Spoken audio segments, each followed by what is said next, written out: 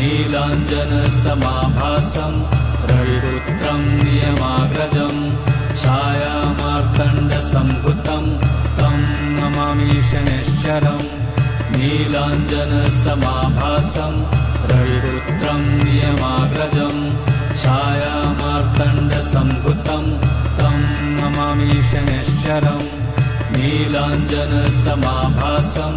रविपुत्रं नियमाग्रजं छायामार्तण्डसम्भुतं तं नमामि शनैश्चरम् नीलाञ्जनसमाभासं रविपुत्रं नियमाग्रजं छायामार्तण्डसम्भुतं तं नमामि शनैश्चरम् नीलाञ्जनसमाभासं रविपुत्रं नियमाग्रजं छायामार्तण्डसम्भुतं तं नमामि शनैश्चरम्।